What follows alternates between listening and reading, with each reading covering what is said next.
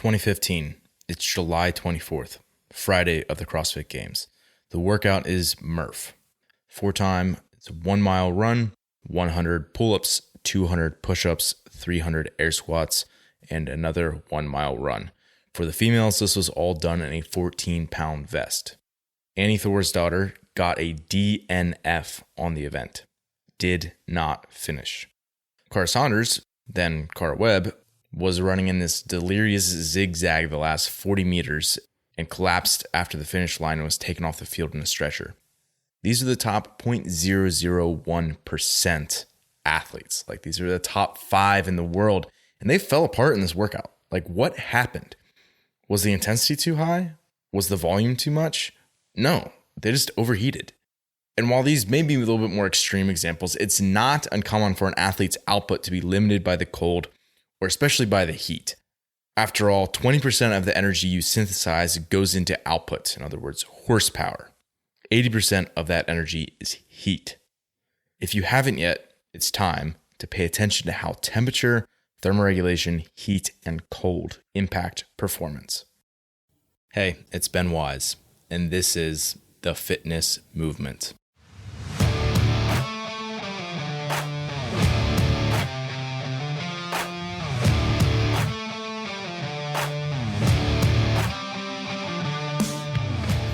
The Fitness Movement is brought to you by Zor Fitness. Zor Fitness is my company and my platform to deliver training content to coaches and athletes like you.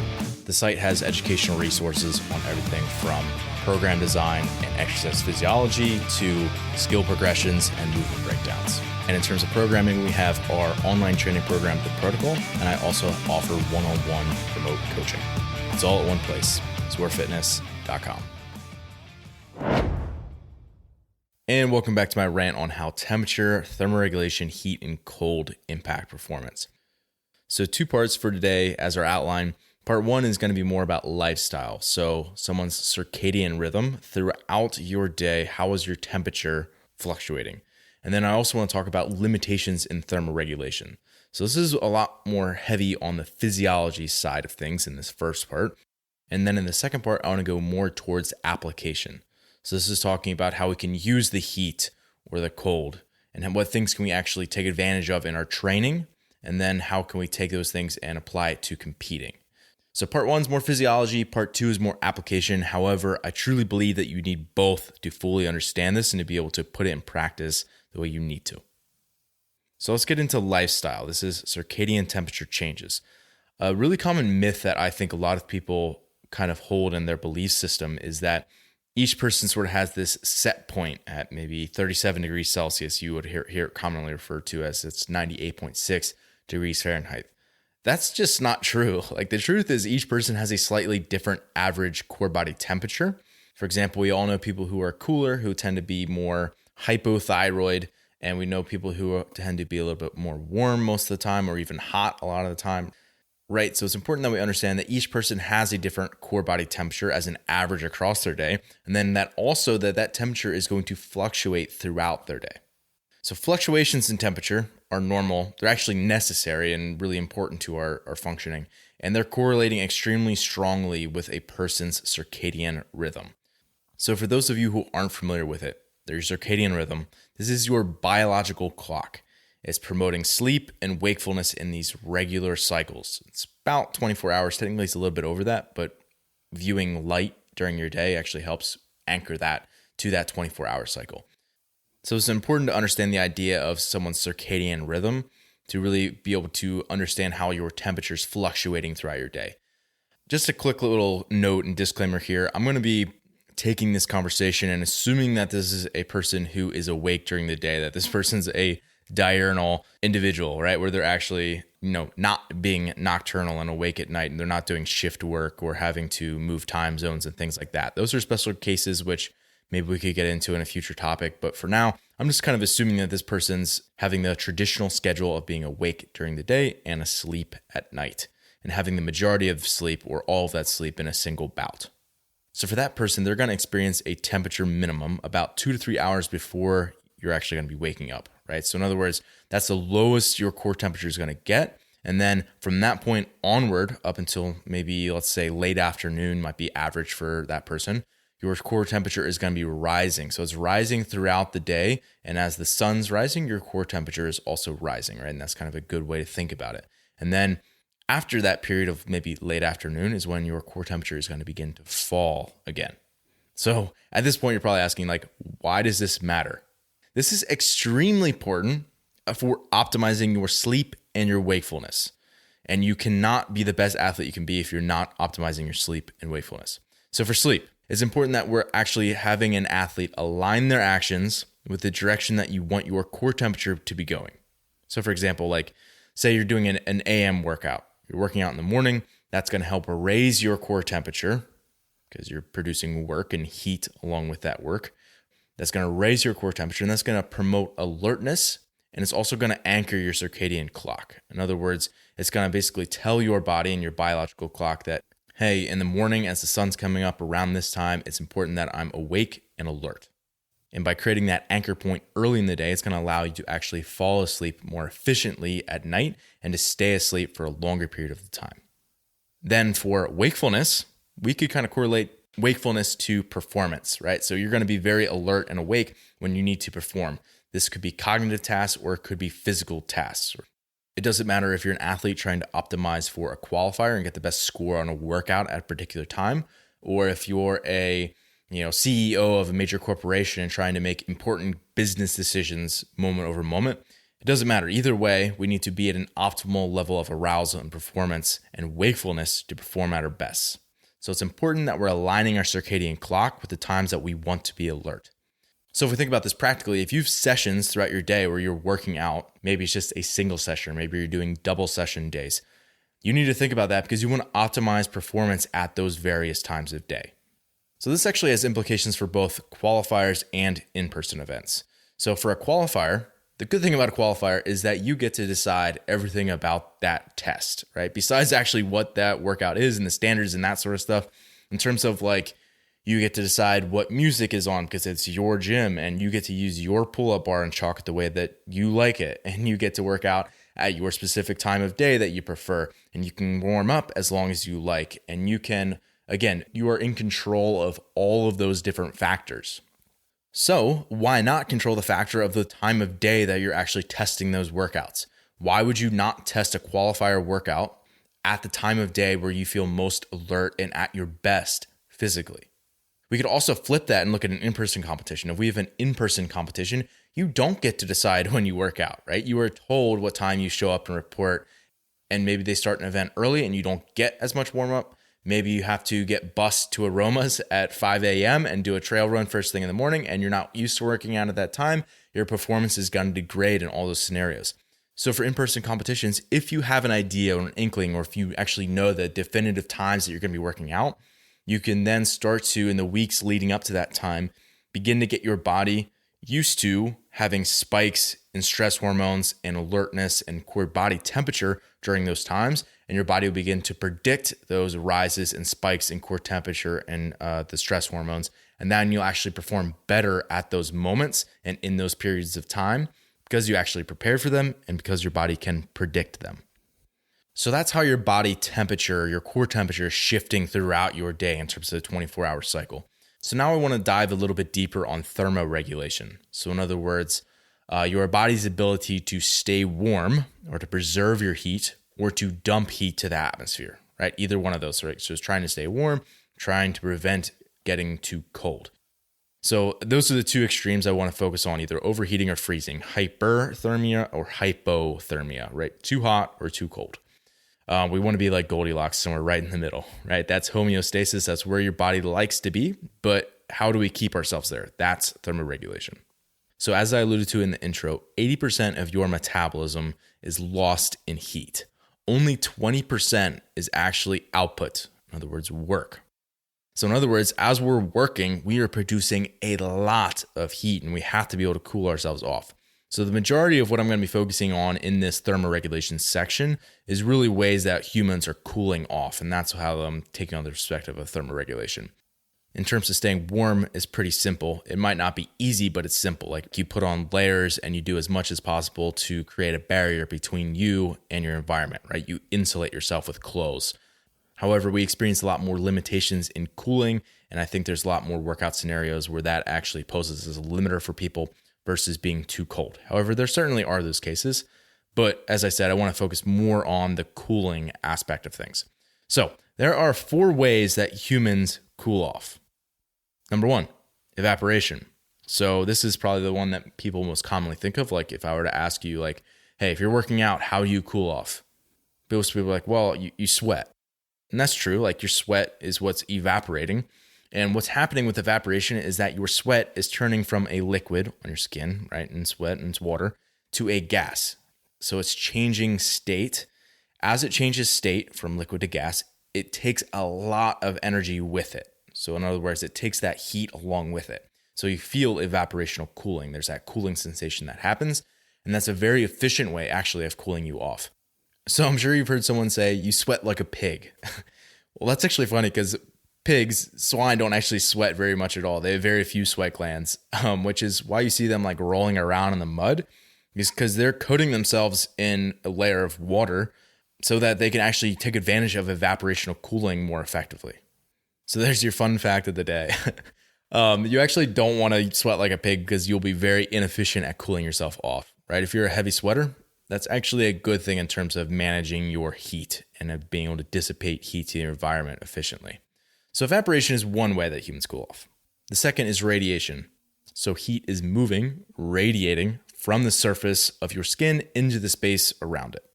So an example of this would be you're outside, it's a cool day, and you're standing in the sunlight. The sun warms you up. That's an example of radiation. The third one is conduction. This is a heat transfer through direct contact. An example of this would just be like putting your hands on a coffee mug, right, to warm them up. You have direct contact there. Another example would be CrossFit Games 2010 Event 9. If you go back into the archives and find that one, this was taking place in Carson, California in the StubHub Center. They had black rubber matting and the athletes were doing hand release push-ups in the sun on these mats, and it was scorching them. Like literally they were being burned. You could see the athletes shaking out their hands because the hands were so hot.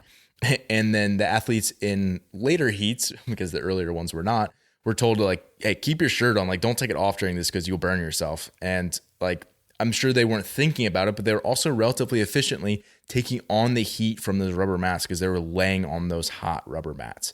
So that would be an example of conduction. And then lastly, number 4 is convection. So if you think of a convection oven or maybe an air fryer, it's swirling around air. So convection is basically the swirling of particles. It could be wind, it could be water, but that's what's creating the cooling effect.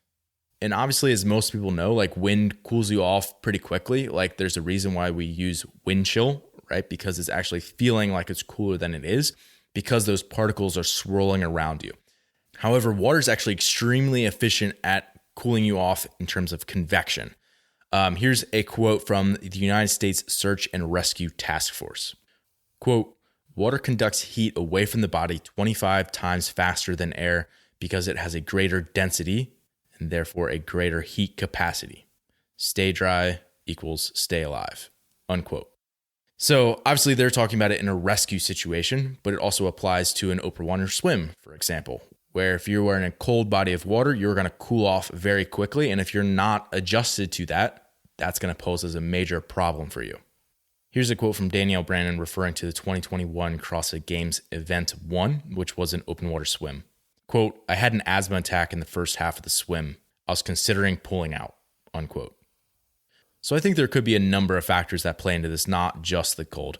So for example, first of all, when you're swimming, you have to mouth breathe, right? It's really not an option to breathe through your nose, which would help humidify the air and kind of stave off some of those respiratory issues that you're having. But number 2 is like the cold is naturally sort of anxiety inducing, right? If you've ever jumped into a really cold body of water or someone like surprised you and dumped a bucket of cold water on you, it really stimulates your stress response, and that can be anxiety inducing for a lot of people. Plus, she's used to training in Vegas, so it's like another example of how if you're not used to this, right, you're not acclimatized to it, those issues with temperatures can certainly derail your performance.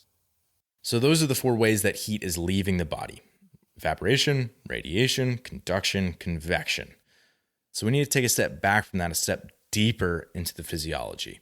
So heat is leaving the body from the skin through those 4 means, but the heat is not produced in the skin, right? It has to be transferred to the skin so it can leave the body. So where's the heat actually produced? It's in the muscle. We need to get the heat from the muscle to the skin. Here's a quote by Dr. Craig Hiller. Quote, "The only way heat gets out of a muscle is in the blood," unquote. So ideally, blood travels from the muscle back to the heart and then to the superficial blood vessels of the skin so that you can actually dissipate that heat through those 4 means that we already talked about to the environment. And this is the reason why people work out, they're really flush. So if someone says someone is flush or you see someone who's flush, they're red. Literally what you're seeing is the blood in their skin. So when someone's hot, they're going to dilate or open up more blood vessels that are close to the skin so that they dissipate heat faster into their environment.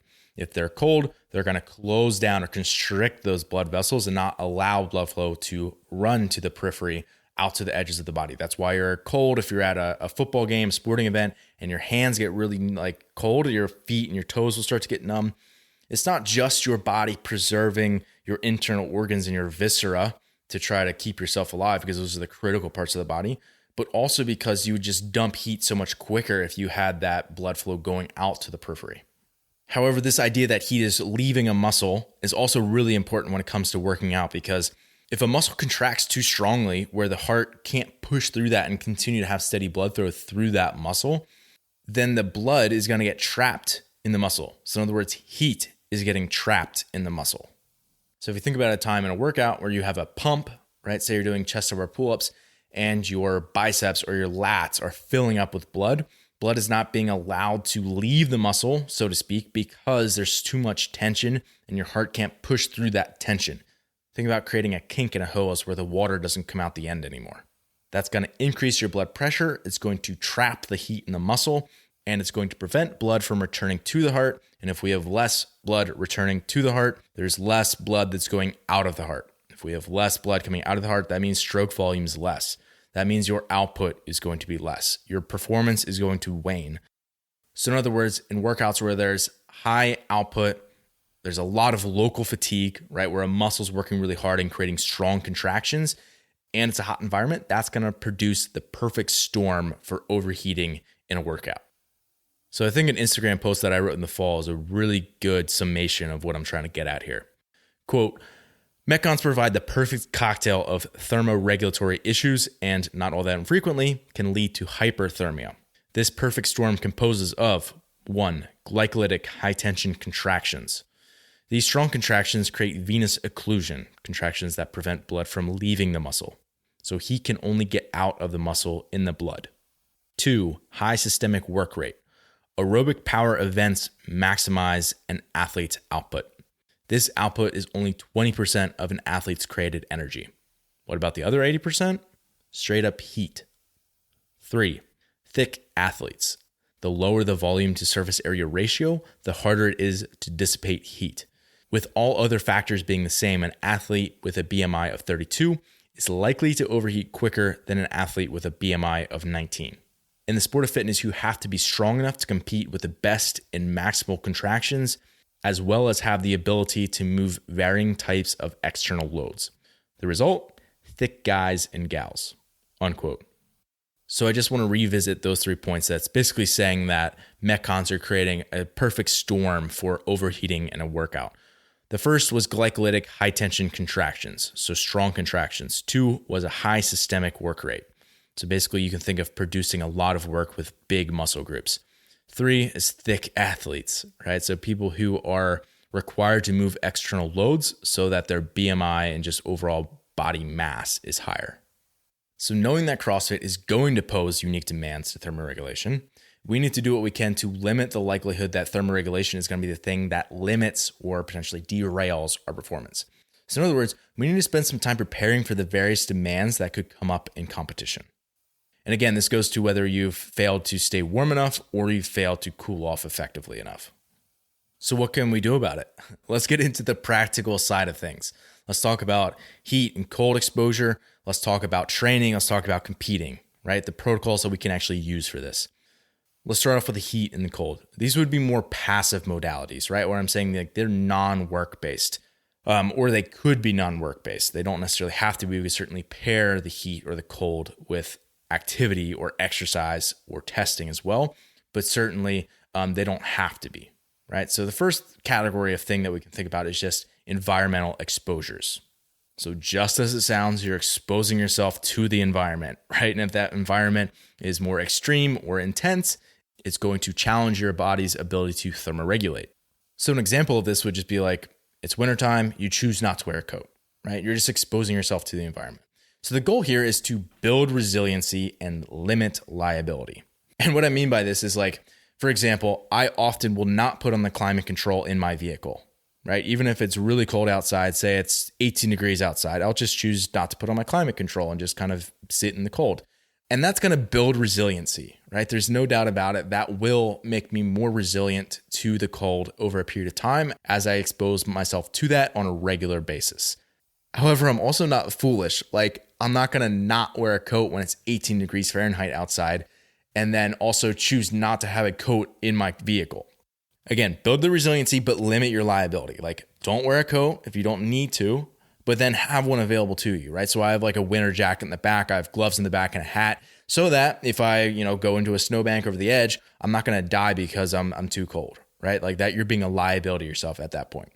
Like you are being a liability to yourself if you aren't resilient to your environment, if you aren't able to handle being in a room that's 5 degrees warmer or colder than you would prefer. It's okay being uncomfortable in terms of temperature. So some of these simple examples that I gave are like, don't turn on your climate control on your vehicle, right? If you get in and it's hot in the summertime and you just got done with the workout, just allow yourself to kind of sit in the heat or just put your windows down, right? Don't actually turn on the AC. And another really practical way to do this is just to be, let's call it cheap with your electric bill, right? So keep it cooler in winter and hotter in summer, right? So you're spending less energy to actually cool your home or heat your home. However, it also makes you more resilient, right? This doesn't have to be extreme, right? It could be like, set your AC to kick on at 74 degrees Fahrenheit and your heat to kick on at 64 degrees Fahrenheit, right? Where it's not extreme, but it's more of a swing than, the average person in America does or the average person in the world. And that's going to allow you to slowly build resiliency without even having to think about it or plan it into your day. So of those passive modalities, environmental exposure would be the first one. The second one would be sauna. And not everybody has access to this, right? Which is why I started with environmental exposures, because everyone has access to that. It's just limited by the climate that you live in. For the sauna, though, there's a varying prescription, again, based on what type of sauna you have or have access to, but also just like the effect that you want and your experience level with it. So there's a lot thrown around with sauna in terms of like buzzwords like heat shock proteins and like other mechanisms as to why this is actually beneficial.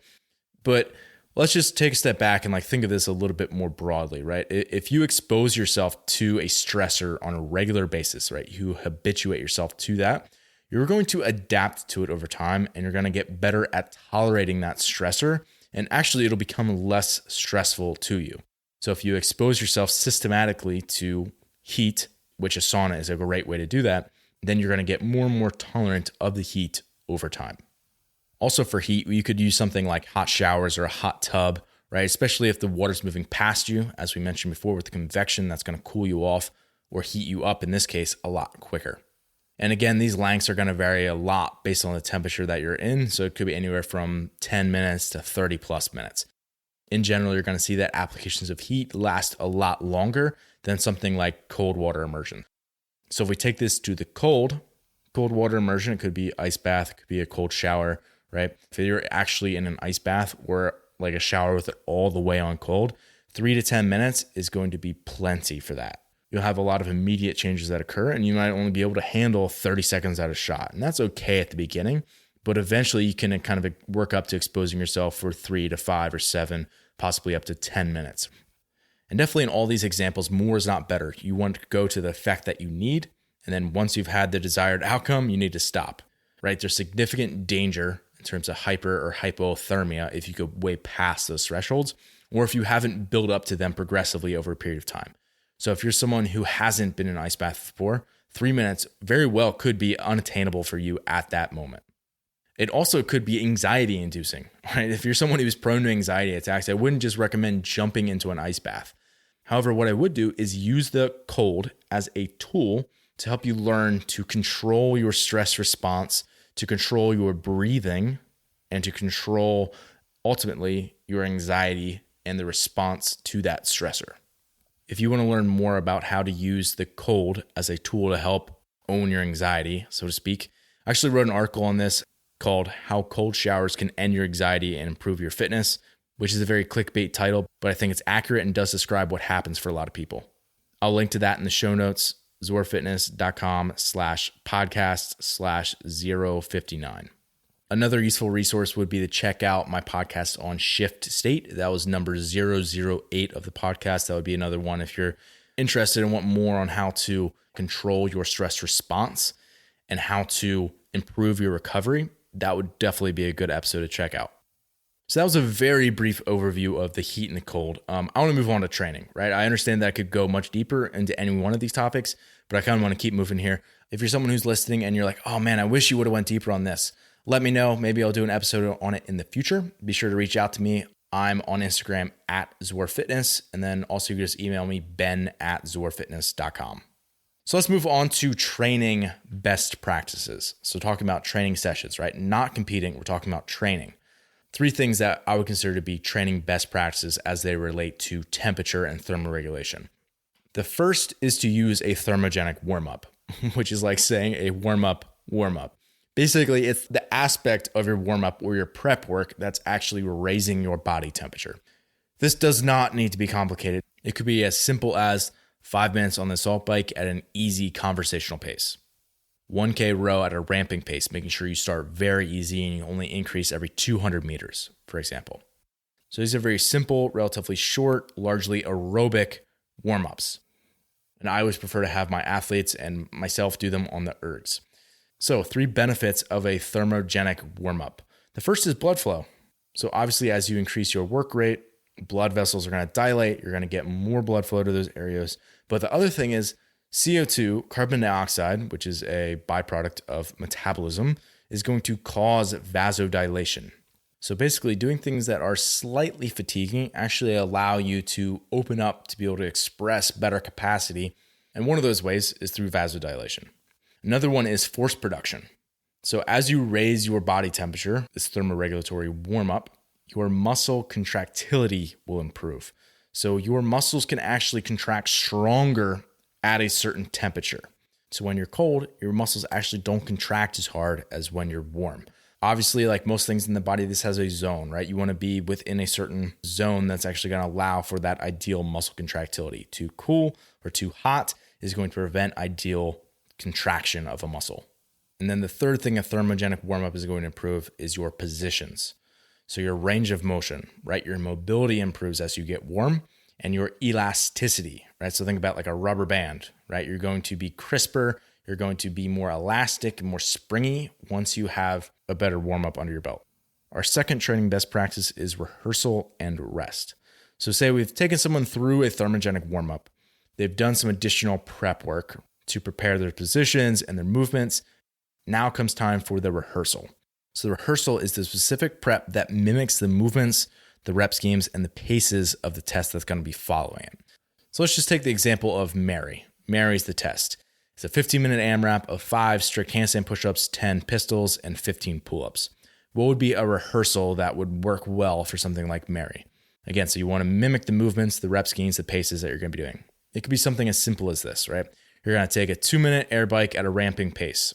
All that is just to get your heart rate up, get your breathing up a little bit, so it feels a little bit more like what it's actually going to feel like when you're doing the workout. Immediately into 2 rounds at workout pace, 3 strict handstand push-ups, 6 pistols, 9 pull-ups.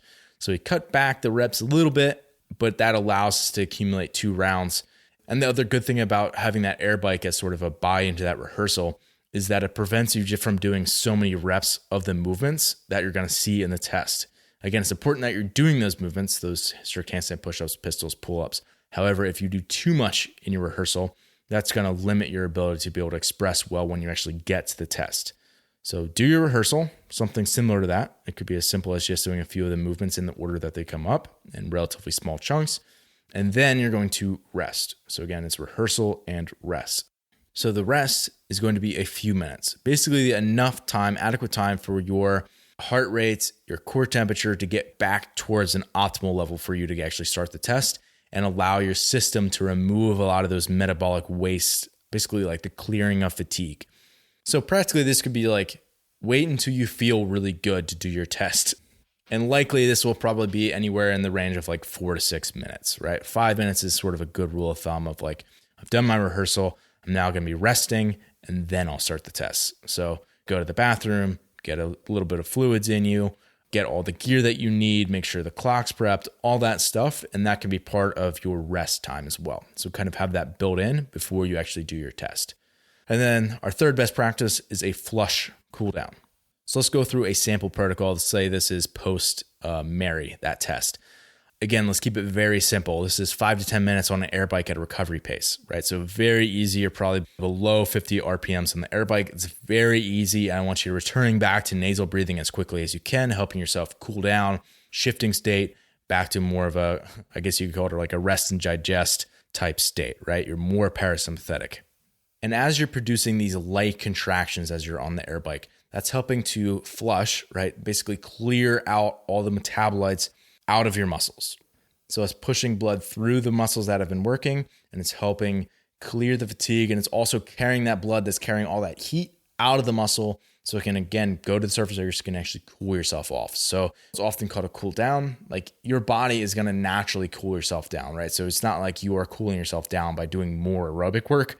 Rather, I would say it's more of a flushing of all the systems. So it's allowing you to clear that fatigue a little bit more rapidly than you would if you were just to go and sit down, right? It's also going to promote you to actually feel better when you go to get up again, because not all of those metabolites are being trapped in your muscle. And then after that air bike, you go into 3 rounds of 1 minute foam rolling your lats because you just did a bunch of pull-ups, and 1 minute of a couch stretch per leg, kind of opening up your hip anterior structures because you just did a bunch of pistols. So those are the 3 best practices. 1 is to use a thermogenic warm-up. 2, rehearsal and rest. 3 is a flush cool down. So what does that sound like? That sounds like just good training, right? Like this is nothing new. It should be nothing new to you.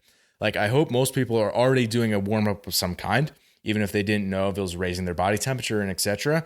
And I hope most people are already doing the movements that they're gonna do in the workout before they actually get to that workout. And I hope most people don't just walk out the door after they finish their AMRAP, right? I hope they actually do something to continue to move a little bit and to slowly take that off ramp off the highway and don't just slam on the brakes.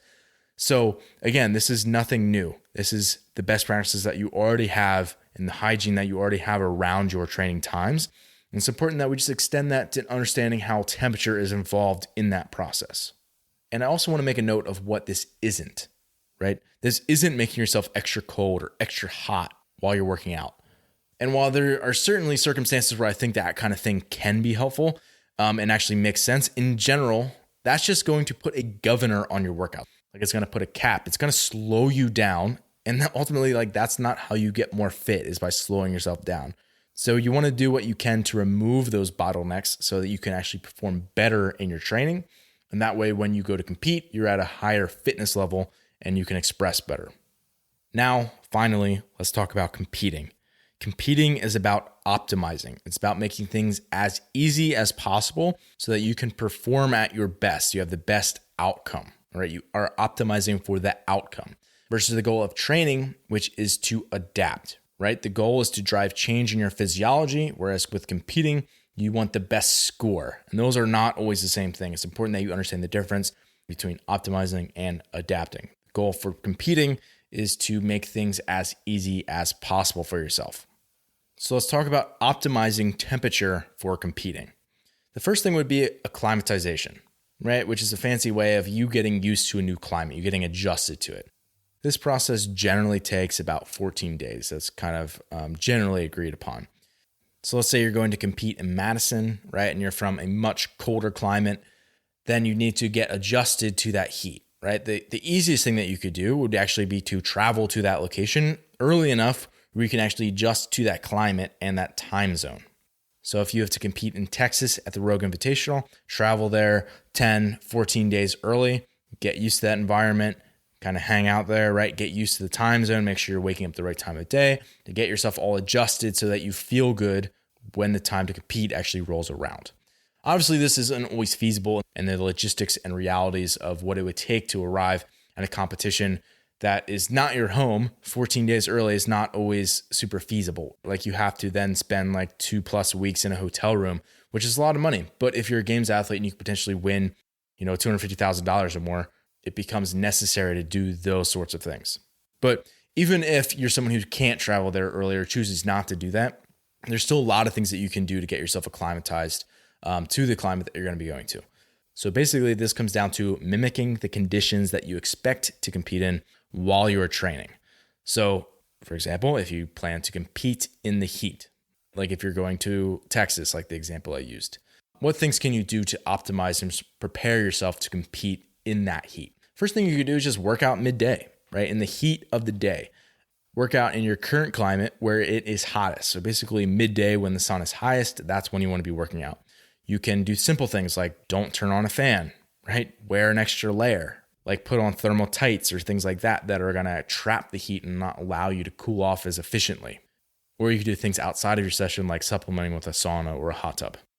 If you plan to compete in the cold or cooler environment, things that would be helpful, I would consider doing bouts of cold water immersion. So this could be actually getting into like an ice bath, or it could just be taking cold showers or cool showers, right? They don't have to be freezing cold, and staying in that for a period of time until you're uncomfortable and then staying in just a little bit longer. And then I would also say like work out when it is the coolest, right? So when the sun is low in the sky, and then do anything you can to cool yourself off. So get some industrial fans, right? Even if it's a cool environment, make yourself as cold as you can while you're working out so that you can get adjusted to that. And overall, I would say it's easier to prepare for competing in the cold than it is competing in the heat, because you can always add on more layers, right? And that's the simple thing with competing, unless you have a uniform that you're not allowed to change, is that you can always add on more layers. And as I said, probably the best thing would just be going and actually getting yourself into that environment if you can. So let's say you actually are at this competition now. This is the day before the competition. What things can we do to optimize for this environment in terms of temperature? One would just be, as you're packing your backpack, is to prepare a lot of clothes options, right? So clothing. Think about the different layer combinations that you could be wearing depending on the temperature. And also, as you actually get into workouts, how you could either shed layers or add layers on based on how the temperature could be changing on that given day. So, pack extra pairs of socks, different types of socks, different materials. You get hot hands, like those packets that are, chemicals that, help warm up your hands, that people use at like football games and that sort of thing. And those are all more cold climate things. If it's a hot climate, definitely take extra changes of t-shirts, shorts, undergarments, because when they're sweaty, you want to be able to change them. We'll get into more on that later.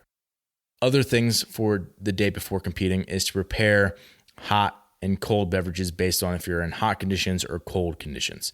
So if you're in hot conditions, you generally want more cold things. So things like smoothies with frozen fruits, right? Any sort of frozen drink or really cold drink that was been like a cooler, right? So bring like a cooler of ice or a chest of ice that you can put things in to keep them cold. Like frozen bananas that are cut up, frozen grapes. Fruit's always a great option because there's a lot of carbs. Any cold snack that is more carb-based is going to be a great option for when you're actually competing the day of. And these are things to prepare the day before. If you're in cold conditions, things that are hot are obviously going to be helpful to keep you warm. Soups, stews, hot tea or coffee, right, in a thermos or some sort of container that it's actually going to preserve the heat throughout the entirety of that day.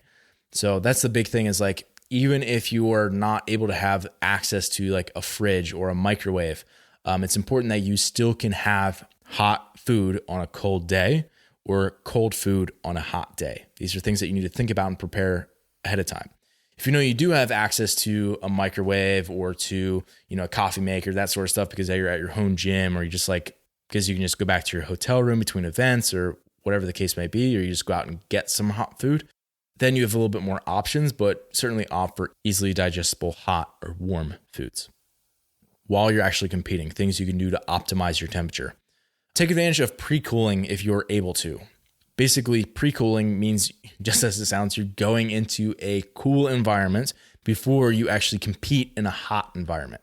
So again, if we're just being practical about this, spend as much time in an air-conditioned location prior to your event as possible. And then only leave that right beforehand, or as the event team or whoever dictates to you that you have to be able to leave. But staying as long as you can in a cool environment is going to help delay the onset of that increase in core temperature that's going to be performance draining. Again, another common myth that I think a lot of people subscribe to is that if you want to perform well in a hot environment, you need to go outside and get used to that, so to speak, like acclimatizing, but rather than like 14 days before, like 30 minutes before. Again, that is not backed by the research at all. You want to spend time in a cool environment. Like you still want to do a warm up, but get into a cool environment as you're doing your warm up and making sure your body temperature isn't climbing beyond what it needs to be prepped for those movements. Then while you're actually competing, doing anything that you can to position yourself like physically in space so that you're cooled off. So for example, if you can choose your lane and it's like a first come, first serve sort of thing, go in the shade if that's an option, or to go in front of a fan or in a corridor where there's more breeze, right? There's a lot of different options. And if you understand mechanisms that we went over earlier and how you actually cool off, you can think about where can I position myself and what things can I do to help optimize my cooling during the actual event. And then the last thing would just be to wear light colors. If you are in the sun, you are going to absorb more heat if you are in dark colors. So wear white or very light colors so that more is reflected off that and you absorb less of that heat. And then also to wear breathable materials, right? Which is going to allow for more evaporational cooling to take place. And then lastly, between events. So after each event, you want to cool off as quickly as you can, right? That might involve getting into a cool body of water. It doesn't need to be freezing cold. It could just be putting your hands on something that is cool. Again, not super cold because that'll actually constrict the blood vessels and not allow blood to continue to move through them. And if blood's not moving through them, then you're not actually cooling your blood. But something that is cool, right? That will help you cool off. And then also just to get out of the elements. So get into an air-conditioned facility, get out of the sun if you're able to, get out of the noise too. This is not really related to temperature, but it's draining if you're in an environment where you hear the announcer the entire time or you hear a crowd of people. Especially if there's a lot of people, that is a lot of energy. It's a lot of noise. It can be draining for people, especially who spend a lot of time training alone in their garage or at their gym, right? So understanding that that can be draining, the sun can be draining, noise can be draining, just being in a temperature that's ambient, that's hot, or that's cold can be draining. Get out of the elements. Lastly, I would say towel off and change clothes. So when you're sweating, don't let that sweat dry on you. Even though you're really hot in the moment, it's easy to just let that go. Once you're cooled off, obviously if you're sweating, you can just let yourself sweat. But after you're done sweating, tie yourself off before it actually dries and then change into fresh clothes. That's going to allow your body to maintain homeostasis of core temperature and prevent big shifts and swings in your core temperature. Now, I hope you feel more equipped with how to overcome any extreme temperature that may get thrown at you. And ultimately, I hope that you have a better understanding of how temperature, thermoregulation, heat, and cold impact performance. Hey, it's Ben again. Thanks for listening today. To be completely honest, it's been really rewarding to have people who listen to the show regularly reach out to me, whether they have a question about training or just to say hey. So if you haven't done that yet, do it. I'm pretty good about getting back to people, and you can feel free to email me, ben@zorfitness.com, or message me on Instagram @zorfitness. And graciously, I've had some people reach out to me and ask how they can support the show. Number one way that you can support the show if you are a regular listener is just by rating the show. Most apps have a platform where you can actually rate it, and on Apple Podcasts, you can write a review as well. This is super helpful in having other coaches and athletes find the podcast, but also just having it grow and for me to continue to want to put out more and more content. Also, I'm going to be posting more full episodes of the Fitness Movement to our YouTube channel. So if you're someone who actually enjoys seeing my face when I talk, you can head over to YouTube and subscribe if you please. And if you're someone who is watching on YouTube, you have the ability to like our videos, but then you can also comment on the video if you have questions about the episode or if you want to suggest a topic for a future episode. And lastly, if you're someone who really does value what we're putting out, I would encourage you to hire a coach. For me, coaching is the bulk of my job, and it's what I believe I do best. So if you're an athlete or a coach looking to up your fitness game, be sure to reach out. You can message me on Instagram @ZorFitness or email me, ben@zorfitness.com. Thanks again for listening today. And as always, stay the course.